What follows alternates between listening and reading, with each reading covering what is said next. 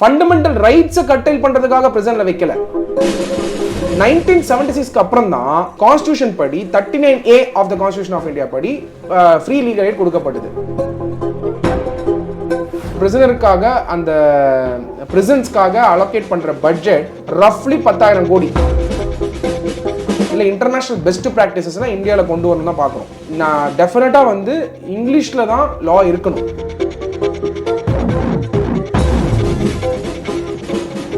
Legal tax நேயர்களுக்கு வணக்கம். Jailer படம் ரிலீஸ் ஆகி மக்கள் மத்தியில் ஒரு மிகப்பெரிய வரவேற்பை பெற்றிருக்கு.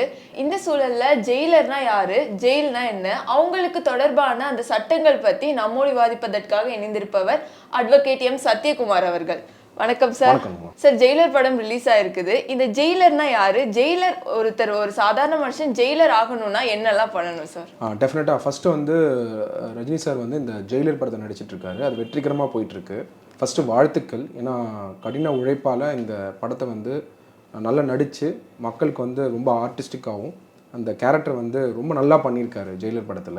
அந்த ஜெயிலர் அப்படிங்கிற அந்த ஃப்ளாஷ்பேக் சீனு அவர் யாராக இருந்தாருன்னு சொல்லிட்டு, அதனால் வந்து இந்த ஜெயிலர் வந்து யார், ஜெயிலர்னா ரோல் என்ன அப்படின்னு நிறைய மாணவர்கள் நிறைய பேர் வந்து கேட்டதுனால ஃபர்ஸ்ட் ஆஃப் ஆல் ஜெயிலர் அப்படிங்கிறது வந்து அந்த ரோல் ஆகப்பட்டது. ப்ரிசனில் இருக்கக்கூடிய அஃபீஷியல் தான் ஜெயிலர். அஃபிஷியல் வந்து எந்த ஆக்ட் கீழே வருவாங்க அப்படின்னு பார்த்தீங்கன்னா பிரிசன்ஸ் ஆக்ட் 1894. Prisons act 1894. இந்த பிரிசன்ஸ் ஆக்ட் 1894ல் ஜெயிலர் அப்படிங்கிற அந்த போர்ஷன் வந்து சாப்டர் 3 டியூட்டிஸ் ஆஃப் ஆஃபீஸர்ஸ் கீழே ஜெயிலர் அப்படிங்கிற போர்ஷன் இருக்குமா. அதில் செக்ஷன் 16ல் வந்து ஜெயிலர்னா யார் அப்படின்னு டிஃபைன் பண்ணியிருக்காங்க. அந்த செக்ஷன் 16 ஆகப்பட்டது எடுத்து பார்த்தீங்கன்னா த jailer section 16 subsection 1 of the Prisons Act 1894 எடுத்து பார்த்தீங்கன்னா கிளியராக வந்து ஜெயிலர் செக்ஷன் 16 subsection 1ல என்ன சொல்லியிருக்காங்கன்னா the jailer shall reside in the prison. Jailer shall reside in the prison unless the superintendent permits him in writing to reside elsewhere. அப்போ ஜெயிலருங்கிறவர் தான் ப்ரிசனில் வந்து ரிசைடே ஆயிருப்பார். அதான் பாயிண்ட். அந்த ஜெயிலரோட ரோலை தான் ரஜினி சார் வந்து அந்த ஜெயிலர் படத்தில் பண்ணியிருக்காரு. அப்போ is a resident with in the prison அப்படிங்கிற நம்ம அண்டர்ஸ்டாண்ட் பண்ணிக்கணும். ரெண்டாவது செக்ஷன் 16 சப்செக்ஷன் 2 எடுத்து பார்த்தீங்கன்னா த பிரிசன்ஸ் ஆக்ட் 1894ல கொண்டு வந்த ஆக்ட் இது. இப்போ வர அதே ஆக்ட் தானே, இல்லை அமெண்ட்மெண்ட்ஸ் மேக் பண்ணி நிறைய அமெண்ட்மெண்ட்ஸ் நடுவில் வந்திருக்கு, ரூல்ஸை மாற்றிருப்பாங்க. பட் ஓவராலாக பார்த்தீங்கன்னா ஜெயிலர் அந்த ரோல் ஆகப்பட்டது 1894ல என்ன வந்ததோ அதே ஆக்ட் தான் இப்போ வரைக்கும் கண்டினியூ ஆகிட்டு இருக்கு. ஓவராலாக அந்த ஸ்ட்ரக்சர் ரிமைன்ஸ் சேம்.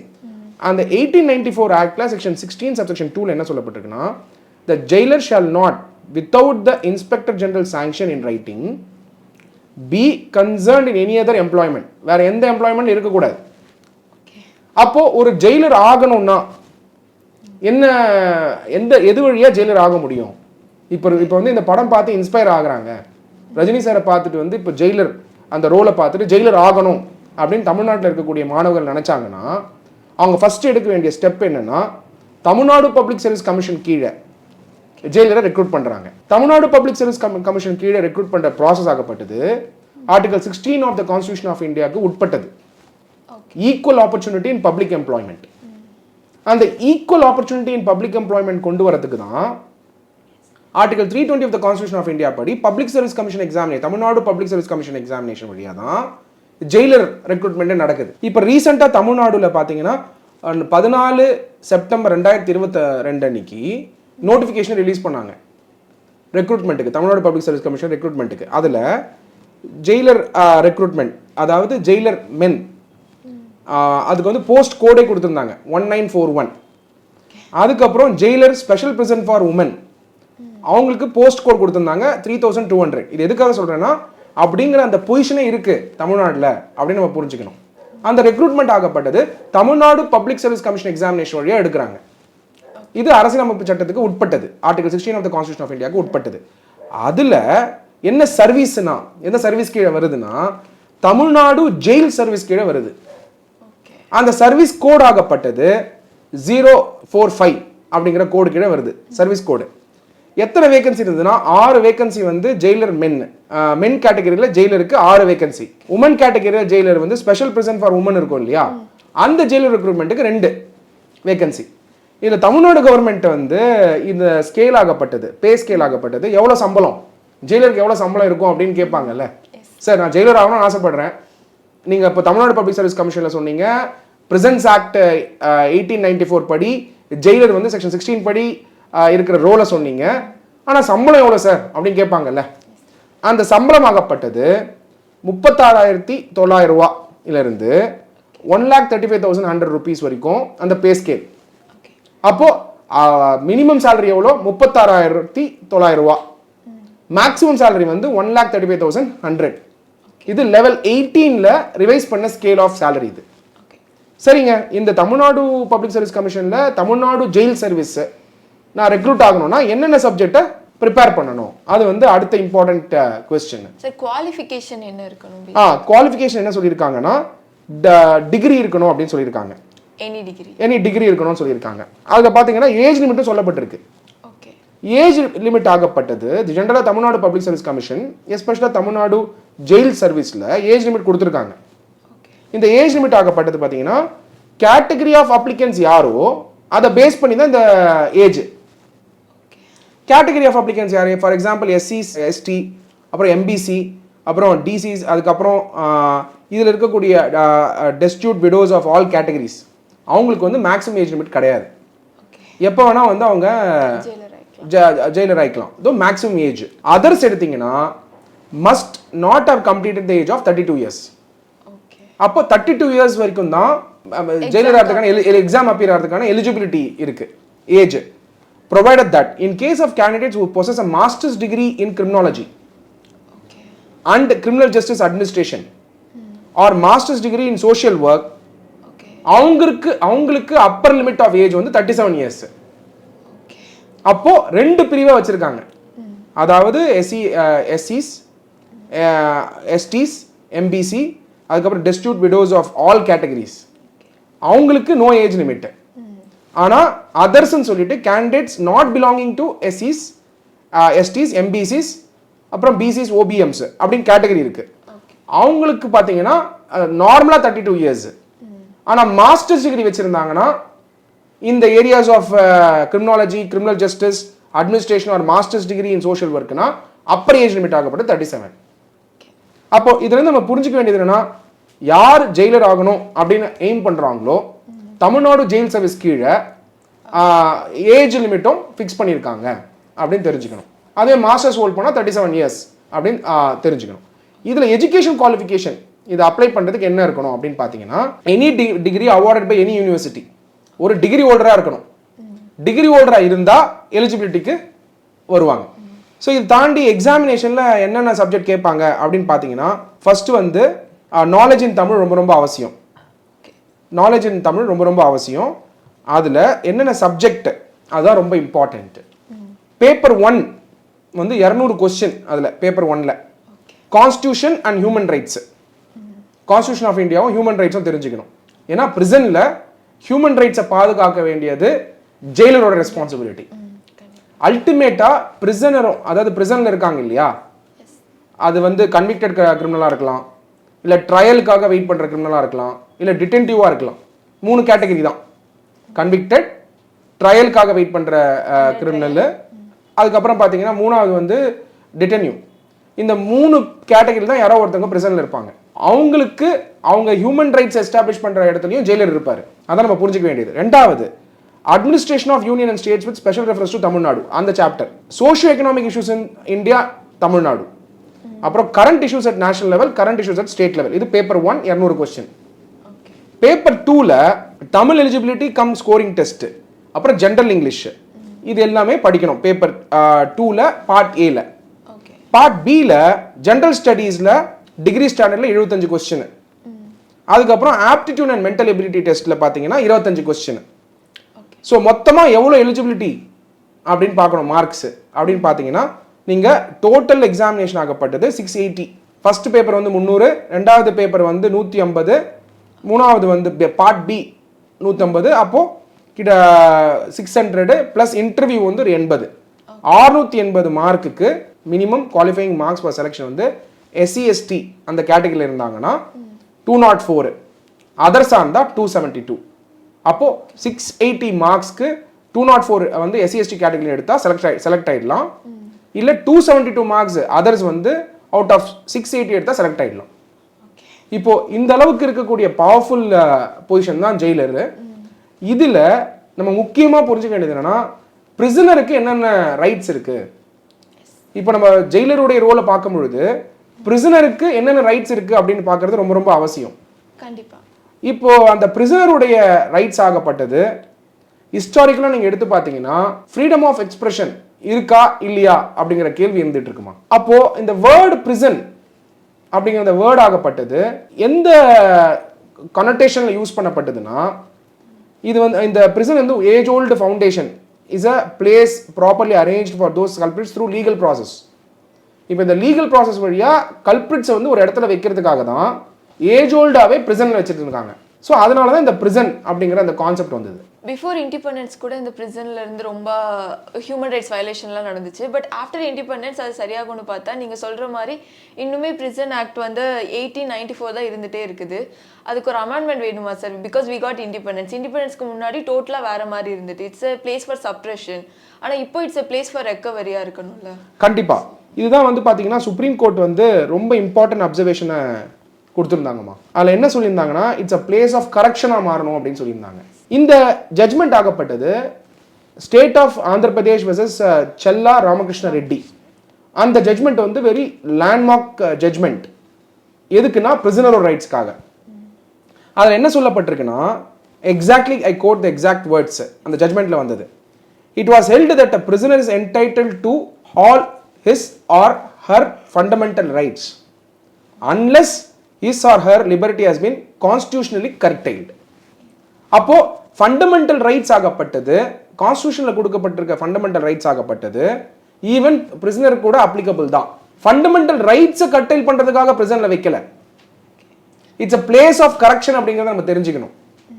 அதனால கான்ஸ்டிடியூஷனலாக கர்டைல் பண்ணா அப்போ அந்த ஃபண்டமெண்டல் ரைட்ஸ் அப்ளிகபிள் ஆகாது. அதனால நம்ம தெரிஞ்சுக்க வேண்டியது, the சுப்ரீம் கோர்ட் என்ன சொல்லியிருக்காங்கன்னா, whether emphasize that a prisoner, whether a convict or under trial or detentive, that does not cease to be a human being. ஒரு பிரிசனரா இருக்கிறதுனால அவர் ஹியூமன் பீயிங் தான். ஆனால் ஹியூமன் பீயிங் இருக்கிறதுனால ஜெயிலில் இருக்கிறதுனால அவருக்கு எல்லா ரைட்ஸும் இல்லைன்னு கிடையாது. அவருக்குன்னு ஒரு சில ரைட்ஸ் இருக்கு. அவருக்குன்னு வந்து ஃபுட்டு கொடுக்கணும், அவருக்குன்னு கேர் எடுக்கணும் அப்படிங்கிறதையும் கிளியரா சுப்ரீம் கோர்ட் ஜட்மெண்ட்ல state of AP versus Chella Ramakrishna ரெட்டியில சொல்லியிருக்காங்கம்மா. Okay sir. Sir prisoners right அப்படின்னு பார்த்தோம்னா ரொம்ப இம்பார்ட்டன்டான ஜட்மெண்ட் வந்து Hussainara Khatoon versus state of Bihar. அதில் வந்து லீகல் எய்ட் பற்றி சொல்லியிருப்பாங்க சார். ஸோ பிரிசனர்ஸ்க்கான லீகல் எய்ட் எப்படி இருக்குது? டெஃபினட்டா the right to legal aid வந்து எக்ஸ்பிளிசிட்டா வந்து கான்ஸ்டிடியூஷன் கொடுக்கப்படாட்டியும் லீகல் எய்ட் ஆகப்பட்டது கண்டிப்பாக அவங்களுக்கு ஆக்சசபிளாக இருக்கணும். இப்போ பல நாட்கள் வந்து பிரிசனில் வந்து பிரிசனர்ஸ் வந்து இருக்காங்க, ஆனால் அவங்களுக்கு ஆக்சஸ் டு லீகல் இதுவே இல்லைன்னா it is a duty of the state to provide the facility for accessing the free legal aid. இது கான்ஸ்டியூஷனில் சொல்லப்பட்டிருக்கானா இல்லை, அதான் பாயிண்ட். ஆனால் நீங்கள் எடுத்து பார்த்தீங்கன்னா ஆர்டிகல் 38 ஆஃப் த கான்ஸ்டியூஷன் ஆஃப் இந்தியாவில் என்ன சொல்லப்பட்டிருக்குன்னா, prescribes advancing government assistance of individuals to ensuring and securing a social order wherein equity, social, monetary and political எல்லாமே வந்து அவங்களுக்கு யூஸ் ஆகிற மாதிரி இருக்கணும் அப்படின்னு சொல்லப்பட்டிருக்கு. அதனால் நம்ம புரிஞ்சுக்க வேண்டியது என்னன்னா, லீகல் சர்வீஸ் ஆகப்பட்டது ஃப்ரீ லீகல் எய்ட் வந்து 42nd அமெண்ட்மெண்ட் 1976ல 46 அமெண்ட் 1976ல one of the directive principles of state பாலிசியாவே கொடுக்கப்பட்டிருக்கு. Article 39A of the constitution of India. அப்போ 1976க்கு முன்னாடி நான் சொன்னேன் இல்லையா, கான்ஸ்டிடியூஷன் ஆஃப் இந்தியால கொடுக்கப்படல ஒரிஜினல் கான்ஸ்டிடியூஷன்ல. 1976க்கு அப்புறம் தான் 42nd அமெண்ட்மெண்ட் ஆஃப் 1976ல தான் கான்ஸ்டிடியூஷன் படி 39A of the constitution of India படி ஃப்ரீ லீகல் எய்ட் கொடுக்கப்பட்டது. Plus directive principle of state பாலிசிலையும் அதை கொண்டு வந்தாங்க. சார் அப்புறம் ரீசெண்டாக மெட்ராஸ் ஹைகோர்ட்டோட அந்த ஆர்டரில் என்ன சொல்லியிருந்தாங்கன்னா, பிரிசனர்ஸ்க்கு எல்லாருக்குமே ஒரு ஹேண்ட் புக் கொடுக்கணும் அப்படின்னு. அந்த ஹேண்ட் புக்னா என்ன சார்? இப்போ ஃபர்ஸ்ட் ஆஃப் ஆல் வந்து இந்த பிரிசனரோட ஹேண்ட் புக்கில் வந்து அவங்களோட ரைட்ஸ் என்ன, அவங்களுக்கு என்னென்னலாம் ஆக்சசபிள், அவங்க எப்படி நடந்துக்கணும், கான்டாக்ட் அப்படிங்கிறது வந்து டெஃபினட்டாக அவங்களுக்கு கொடுக்கப்படணும்னு சொல்லி டைரக்ஷன் கொடுத்துருந்தாங்க. Okay sir. அந்த டைரக்ஷன் ஆகப்பட்டது லார்ட்ஷிப் ஜஸ்டிஸ் ஆர் மகாதேவன் அவர்களும் லார்ட்ஷிப் ஜஸ்டிஸ் சத்யநாராயண பிரசாத் அவர்களும் 5th January 2023 அன்னைக்கு கொடுத்தாங்கம்மா. இது பார்த்தீங்கன்னா லைவ் லாலேயே இது வந்து ரிப்போர்ட் ஆயிருந்தது. அதில் என்ன சொல்லியிருந்தாங்கன்னா Madras high court batch for better prison culture orders preparation of prisoners rights handbook அப்படின்னு சொல்லப்பட்டிருந்தது. இது எதுக்காகனா எக்ஸாக்டா லார்ட்ஷிப்ஸ் என்ன சொன்னாங்கன்னா to prepare a prisoner rights handbook with information on their rights. அவங்களுக்கு என்னென்ன ரைட்ஸ் இருக்கு, ரெண்டாவது என்னென்ன லாஸ் அப்ளிகபிள், அதுக்கப்புறம் ரெகுலேஷன், என்ன மெக்கானிசம் அவங்களோட கிரீவியன்ஸ் ரைஸ் பண்ணணும்னா எப்படி ரைஸ் பண்ணணும், அதுக்கப்புறம் கம்ப்ளைண்ட்ஸ் ஏதாவது இருந்ததுன்னா போர்டு கிட்ட போர்ட் ஆஃப் விசிட்டர்ஸ்க்கு அண்ட் அதர் கன்சர்ன்ட் அத்தாரிட்டிஸ் கிட்ட எப்படி ரிப்போர்ட் பண்ணணும், அதுக்கப்புறம் எக்ஸ்பெக்டட் பிஹேவியர் என்ன பிரிசனர்ஸ் கிட்ட இருந்து.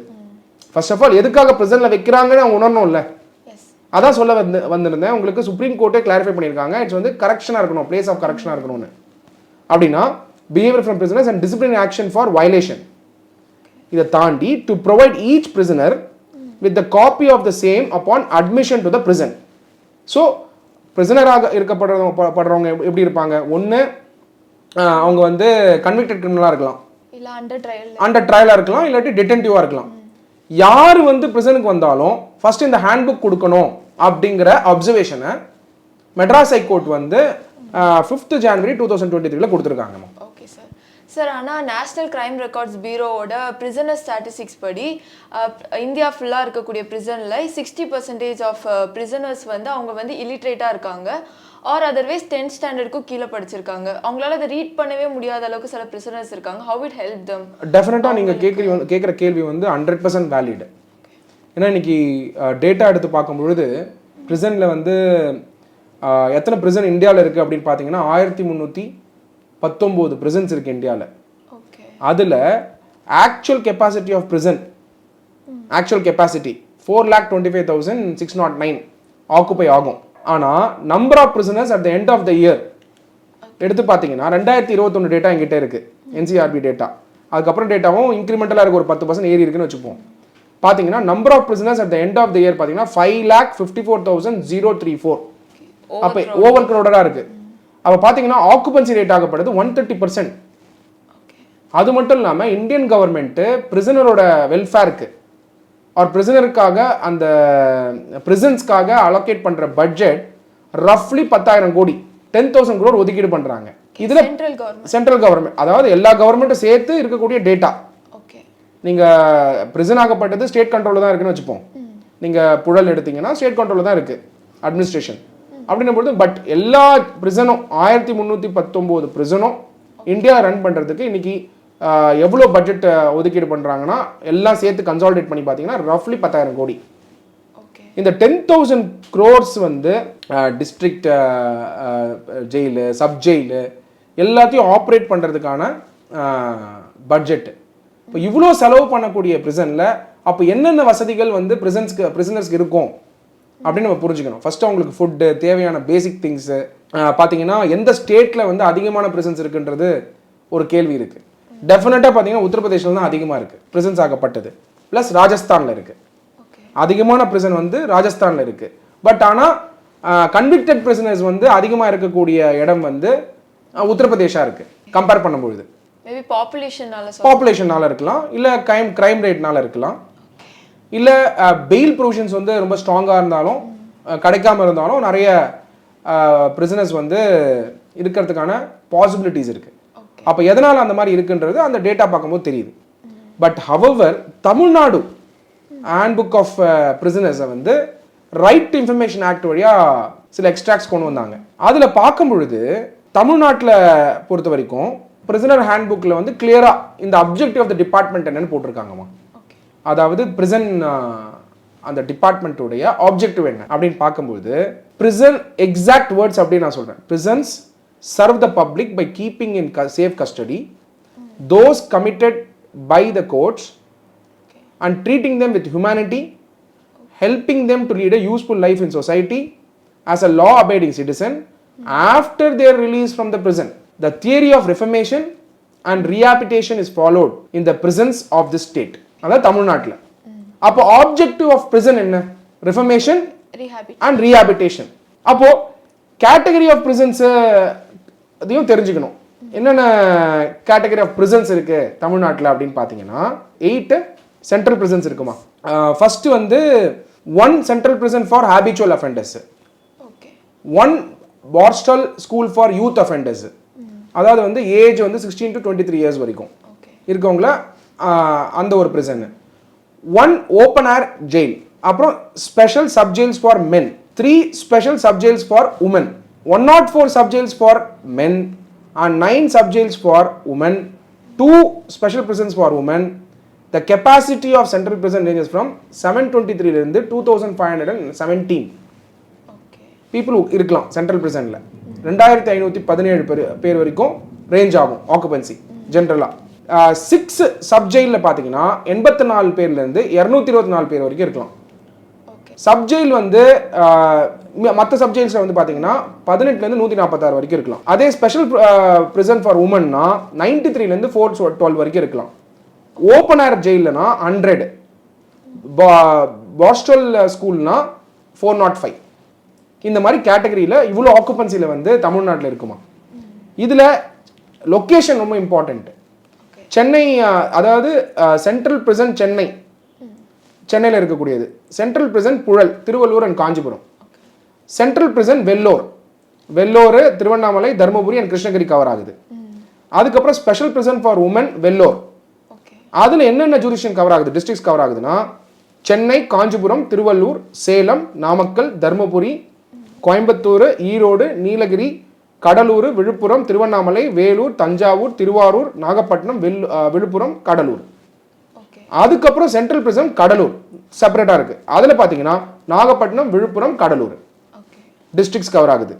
சென்ட்ரல் பிரிசன் சேலமில் பார்த்தீங்கன்னா all habitual offenders and habitual prison offenders of the state அங்கே வச்சிருப்பாங்க. ஓவரால் தமிழ்நாடு சேலமில் ஹேபிச்சுவல் அஃபெண்டர்ஸ் எல்லாமே சேலமில் தான் இருப்பாங்க. அப்புறம் சென்ட்ரல் பிரிசன் திருச்சியில், அதில் பார்த்தீங்கன்னா என்னென்ன டிஸ்ட்ரிக்ட்ஸ் கவர் ஆகுதுன்னா திருச்சி, கரூர், பெரம்பலூர், புதுக்கோட்டை, தஞ்சாவூர், நாகப்பட்டினம், திருவாரூர், பெரம்பலூர், கரூர். அதுக்கப்புறம் special prison for women Pudukkottai, Madurai, Virudhunagar, Sivaganga, Dindigul, Theni, Tirunelveli, Thoothukudi, Kanyakumari and Ramanathapuram. அதுக்கப்புறம் சென்ட்ரல் பிரிசன் மதுரை, அதில் டிஸ்ட்ரிக்ட்ஸ் பார்த்தீங்கன்னா மதுரை, விருதுநகர், சிவகங்கை, திண்டுக்கல், தேனி அண்ட் ராமநாதபுரம். இதை தாண்டி சென்ட்ரல் பிரிசன் பாளையங்கோட்டை, அதில் பார்த்தீங்கன்னா Tirunelveli, Thoothukudi, Kanyakumari. Central prison Coimbatore, Erode, Salem, Namakkal and Nilgiri Kongu region. Borstal school Pudukkottai, அந்த ஆல் யூத் அஃபெண்டர் 18 வயசுலேருந்து 23 வரைக்கும் இருக்கவங்க ஸ்டேட்டில் இருக்கவங்க அங்கேயும் வந்து கொண்டு போகலாம். ஸோ இது மாதிரி தான் வந்து பிரிசன்ஸ் வந்து பிரிச்சிருக்காங்க. சார், அப்புறம் நீங்கள் லீகல் எய்ட் இருக்குது அப்படின்னு சொல்கிறீங்க, ஆனால் 77% பிரிசனர்ஸ் வந்து இன்னும் அண்டர் ட்ரையல்லே இருக்காங்க. இது வந்து 2020லேருந்து இந்த 2021 கம்பேர் பண்ணும்போது 14% இன்க்ரீஸ் ஆயிருக்கு. ஸோ இதுக்கு வந்து என்ன சார் ஜஸ்டிஸாக இருக்கும்? டெஃபினட்டாக வந்து இந்த நீங்கள் சொல்கிற டேட்டா வந்து அப்சல்யூட்டாக right.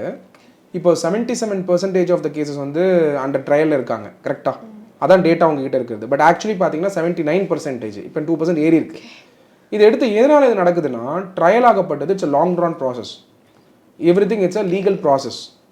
Evidence collection, law enforcement agencies, different law enforcement agencies இருப்பாங்க இல்லையா, ஒரு ஆக்ட்டுக்கும் எந்த ஆக்ட் கீழே அஃபென்ஸ் கமிட் பண்ணியிருக்காங்களோ அவங்களோட எஃபிஷியன்சி, அவங்க செயல்படுற விதம், இதனால தான் வந்து ட்ரையல் ஆகப்பட்டது பல நாட்கள் எடுத்துக்கிட்டு இருக்கு கோர்ட்ஸில்.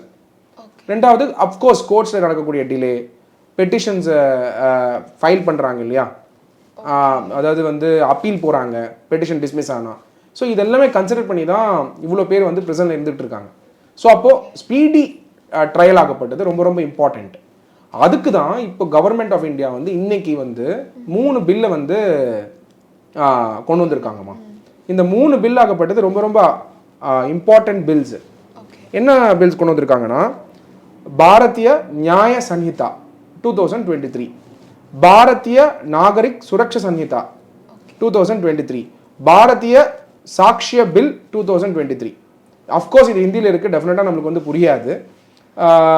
பட் இதோடைய எதுக்கான ரீப்ளேஸ்மெண்ட் இந்த ஆக்ட் அப்படின்னு பார்த்தீங்கன்னா, இந்தியன் பீனல் கோடுக்கு ரீப்ளேஸ்மெண்ட் தான் பாரதிய நியாய சன்ஹிதா 2023.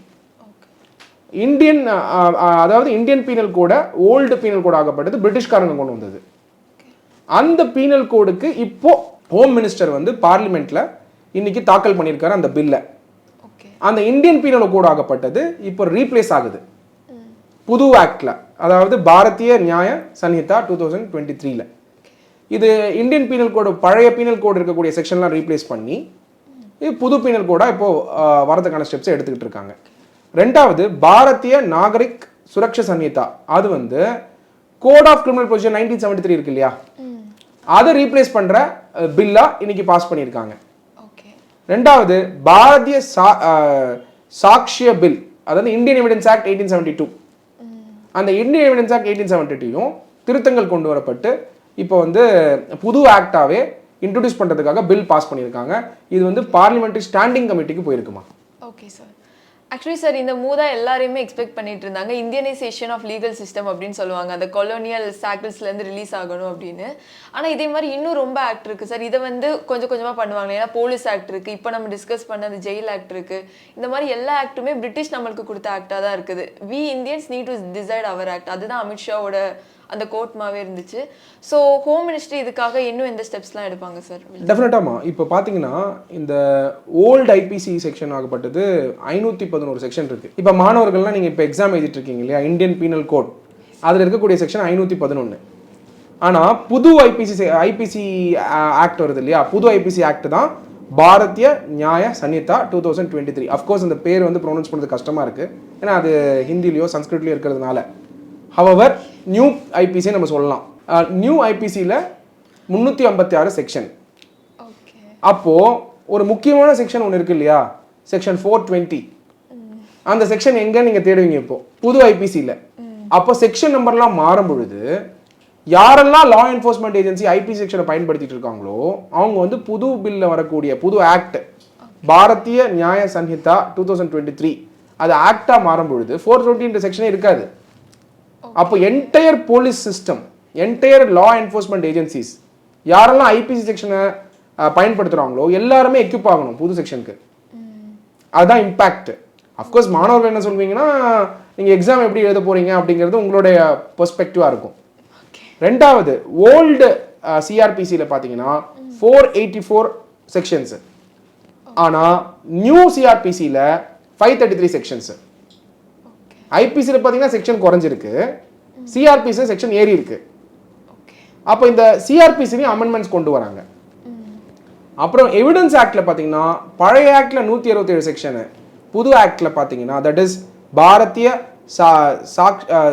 சாக்ஷிய பில் 2023ல பல மாற்றங்களை கவர்மெண்ட் கொண்டு வந்து 170 செக்ஷனாக கொண்டு வந்திருக்காங்கம்மா. Okay sir. சார் இப்போ நார்மலாக ஒரு லாஸ்ட் ஸ்டூடெண்ட்டுக்கு இருக்கிற ரொம்ப மிகப்பெரிய ஒரு கஷ்டம் என்னன்னா, ஒரு பேர் ஆக்டை ஒன் டைம் ரீட் பண்ணால் புரியாது, மறுபடியும் ரீட் பண்ணாதான் இருக்கும், அது கொஞ்ச நாளில் பழகிரும். ஒரு லேமேன் வந்து ஒரு பேர் ஆக்டை ரீட் பண்ணுறது வந்து ரொம்ப ஒரு கஷ்டமான ஒரு விஷயம் தான். ஸோ இந்த பில் இந்த ஆக்ட் வந்து எப்படி சார் கொஞ்சம் ஈஸியாக இருக்குமா, ரீடபிளாக இருக்குமா, இல்லை அதே ப்ரொசீஜர் தான்? டெஃபினட்டாக எந்த ஆக்ட்டுமே வந்து அவ்வளோ சிம்பிளாக இருக்காது.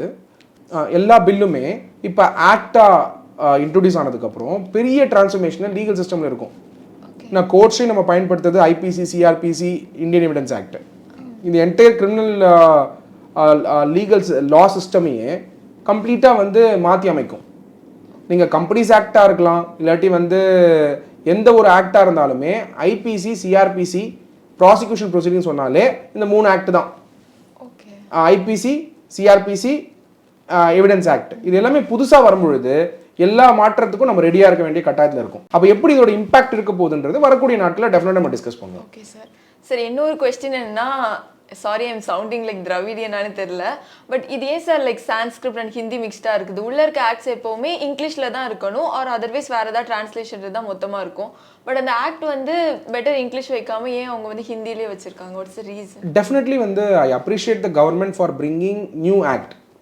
அதில் பல அமெண்ட்மெண்ட்ஸை மாற்றி பல சேஞ்சஸை கொண்டு வந்து பழைய ஆக்டில் இருக்கிறதுலாம் ரிஃபார்ம் பண்ணி பிரிட்டிஷ்காரங்க கொண்டு வந்ததெல்லாம் மாற்றி கொண்டு வரது definitely appreciated, much needed.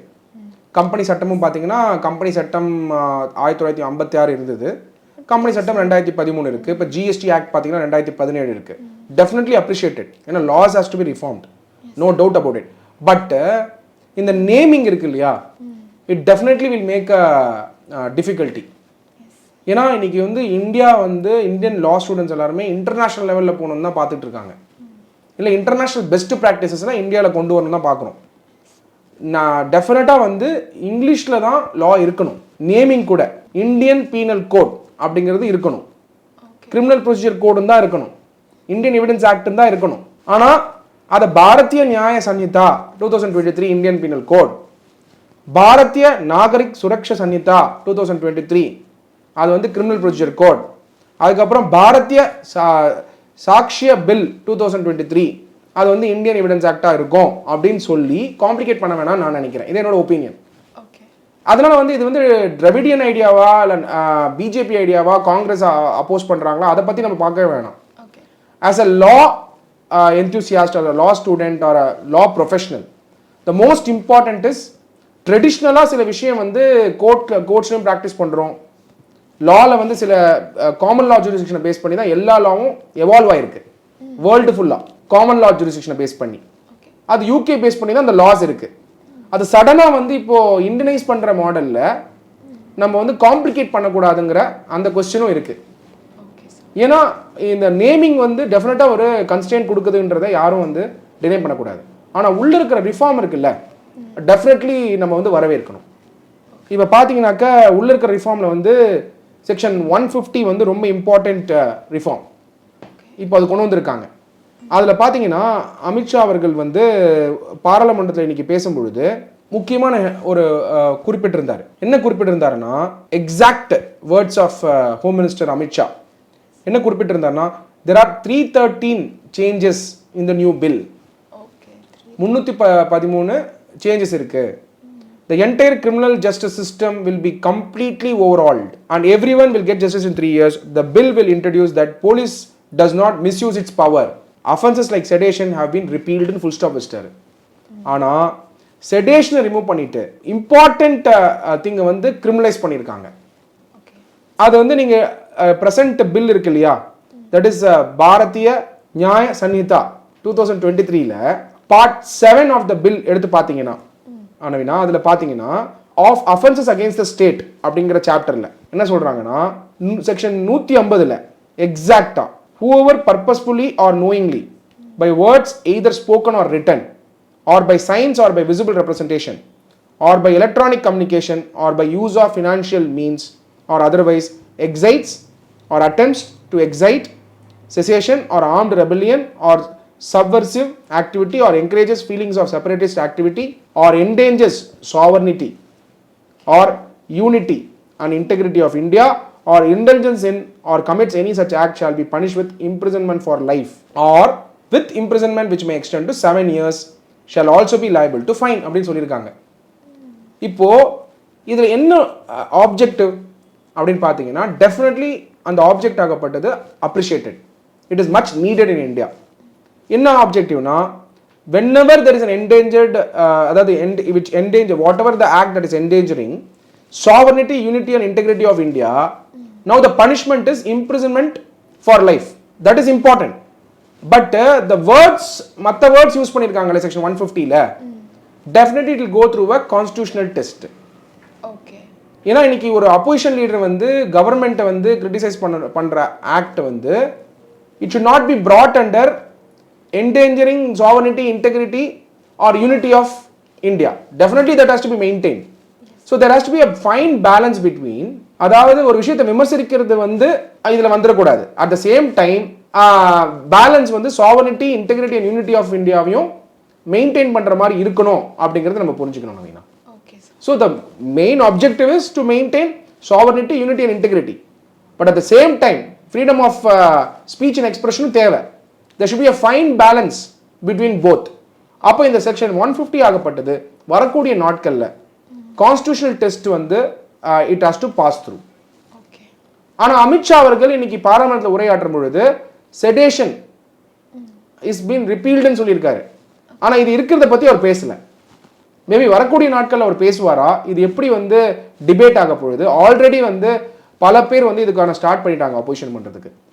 Stalin அவர்கள் பார்த்தீங்கன்னா இந்த பில் வந்த உடனேயே அது ஹிந்தியில் இருக்குது அப்படின்னு சொல்லி ஆல்ரெடி அப்போஸ் பண்ண ஆரம்பிச்சிட்டாரு. அதனால ரீஜனல் ஆஸ்பிரேஷனையும் பாரதிய ஜனதா பார்ட்டி வந்து டெஃபினட்டாக கன்சிடர் பண்ணணும். You cannot just bind the nation in one language. The more important thing என்னன்னா law related areas எஸ்பெஷலாக வந்து இன்டர்நேஷ்னல் பெஸ்ட் ப்ராக்டிசஸை நம்ம லாவில் கொண்டு வந்துட்டு இருக்க தருணத்தில் கவர்மெண்ட் ஆஃப் இந்தியா வந்து லாஸ் அண்ட் ரெகுலேஷன்ஸை டெஃபினட்டாக இங்கிலீஷில் தான் நேம் பண்ணணும். அது இங்கிலீஷில் தான் இருக்கணும். ஆனால் அந்த நேமிங் ஆகப்பட்டது சாய்ஸில் வேணால் ரீஜனல் லாங்குவேஜஸ்லாம் அவங்கவுங்க யூஸ் பண்ணிக்கலாம். பட் ஆக்ட் ஆகப்பட்டது ஹிந்தி நேமில் இருக்கக்கூடாதுங்கிறது டெஃபினட்டாக வந்து எவ்ரிபடி வில் சே. யாராக இருந்தாலும் லீகல் எக்ஸ்பர்ட்ஸ் பொறுத்த வரைக்கும் இன்டர்நேஷ்னல் பெர்ஸ்பெக்டிவ்ஸ் இருக்கிறதுனால ஒரு சில அதுவும் இம்பார்ட்டண்ட்டாக வந்து கிரிமினல் ஜஸ்டிஸ் சிஸ்டம் வந்து Indian penal code, CrPC and Indian evidence act ஆகப்பட்டது. It's life of every advocate அப்படின்னும் பொழுது அது ஹிந்தியில் நேம் பண்ணுறது டெஃபினட்டாக ஒரு கன்ஸ்ட்ரெயின் தான் அப்படின்னு நம்ம புரிஞ்சுக்கணும். நவீனா, ரொம்ப நன்றி சார். நம்ம ஜெயிலர்லேருந்து தொடங்கி அப்படியே இங்கே வரைக்கும் வந்துட்டோம். ரொம்ப க்ளீனான ஒரு எக்ஸ்ப்ளனேஷன் கொடுத்தீங்க. மிக்க நன்றி சார். தேங்க்யூ.